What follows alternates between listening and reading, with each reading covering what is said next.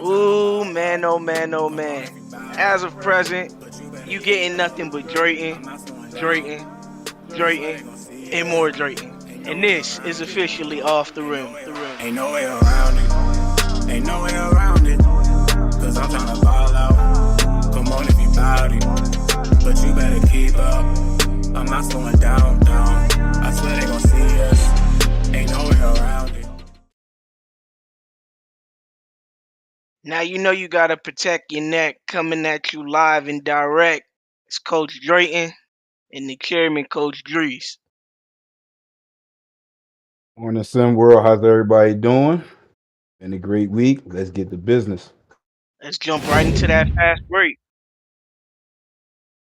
I want to give a special thanks to all the players who participated in Basketball Without Borders, as I know that playing in showcases and events like that can, I don't want to say be a trying time, but you feel like your career is riding on those moments.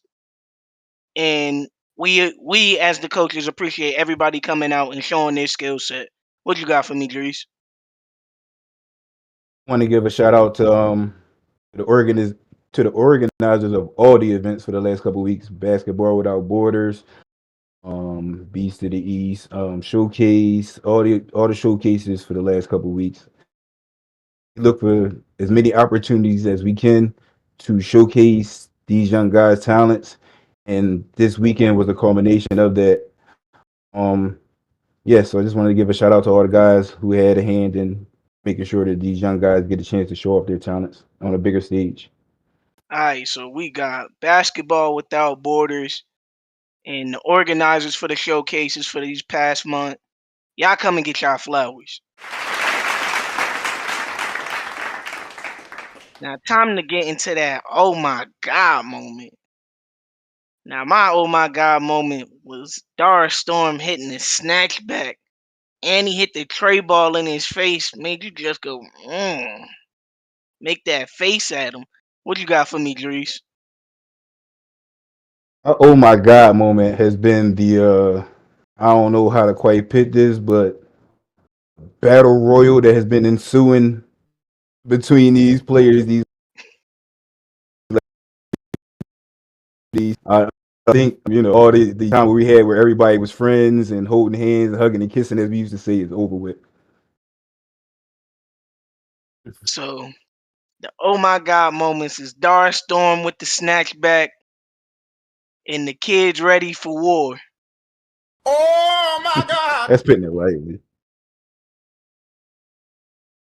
Now, the shocker of the week to me was some of the signings. I didn't really I didn't really see some of the signings going the way that they went.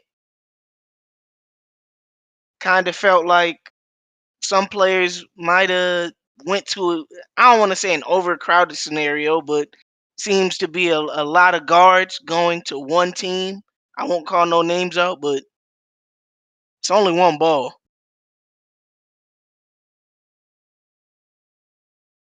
What you got for me, Dries? Shocker is Coach Robinson going AWOL. He, being a coach and a leader, getting to the championship isn't something that's just something that can be done very easily. It's something that should be you should feel rewarded and some type of satisfaction from that. Would think that coming back into this season, into the off season, that he would hit the floor running. You don't get no better prestige than being in a championship game. See him not come back and show the kids in that area how become successful and stuff like that is disheartening. It's very shocking. I thought he had a better understanding than that, but All right, so the shock of this week is some of the signings and Coach Robinson leaving his post going AWOL. Come Come on on, now, man. dog. Come on, Come on, man. man. Now we're gonna jump into this topic because this is near and dear to my heart. Player mentorship. Now, in my personal experience, uh, in my career is long and technically short lived as it was. We had a guy. His name was Daniel Edercott. He played shooting guard, but he had went to Seton Hall and he didn't really do anything at Seton Hall. He was one of those guys that like they gave like a preferred walk on spot to. So like he never seen meaningful minutes, but he would always come back and like explain to us like the difference in college ball and in prep ball. And what makes him so special to me is I remember I want to say it was my sophomore year, I was struggling. Like I had like 5 games in a row where I didn't hit a single shot. And he was trying to explain to me, he was like, the pressure that you're putting on yourself because you want offers is making you play in a way that's uncharacteristic to you. So with SimWorld Prep now adding player mentorships, I think that opens up the door for a lot of the players who have already gone through the prep experience to tell you their personal things that they went through and how to properly approach being in the locker room, how to be a leader, how to really be a role player. Because not everybody that went on to SW was a what people would consider a bona fide star. But Dries, how do you feel about the player mentorships? I think it's going to be a good thing for some of the guys for the reasons that you stated. Some guys that we had coming back to the locker room, they weren't bona fide stars, but they also led some world prep for 2 seasons. So they can tell some of these young guys, how to navigate this grind. From a lot of conversations that we've seen, um, lately over the last week or so, a lot of kids think they're going to be stars, and it's going to be a rude awakening for a lot of people. Um, these guys in the locker room to say, "Hey, listen, I had games where I was for 8, lit it up, in a short amount of time. This game I was 2 for 13. We gotta guys come out with that same type of energy. If you're gonna be humble, you're gonna be humble. Abrasive, you gotta be loud and abrasive, even when you 3 for 7. It's a fine line that they gotta tread. But a lot of these mentors, like I said, they've been here for a while, so I think it's going to be good overall to help these guys transition into some world prep and hopefully into some world U and SWBA later on in their careers. And to bring that message further home, uh, Dries spoke on something that I think a lot of players are overlooking. There's only one ball. Everybody can't be a star.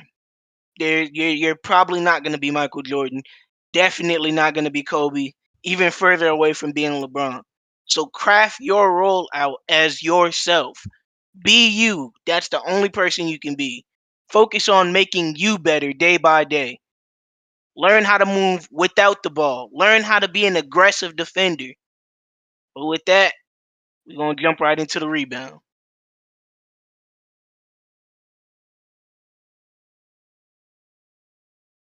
Now, we're breaking down LDO's film and how he attacks in a 7-second offense. As you can see, it's a lot of SWBA movement with everybody spaced out and he's attacking downhill constantly. That even when he gets a pass, he's looking immediately for the next opportunity, either for himself to score or somebody else to score. It's a lot of fast paced ball movement, and especially in the ISO, it's just attacking downhill, trying to get the most out of a possession as fast as possible. As you can see, and when he gets into his groove, I felt like LDO was one of those players that really wasn't talked enough, that really wasn't talked about enough in a light that showed his elite skill set. But you can see in the clips that he just does everything right. Perfect backdoor cut right here into an easy layup. But from now on, with the rebound, I'm going to focus on more showing you guys schemes. That was 7 seconds in LDO. But with that, I think I'll get into a little trivia. This New York born guard scored more points than Rondo and had more assists. But if you want more, you got to get it off the rim, sucker. As always, SimWorld, the only place where you can see the game and be the game. We out.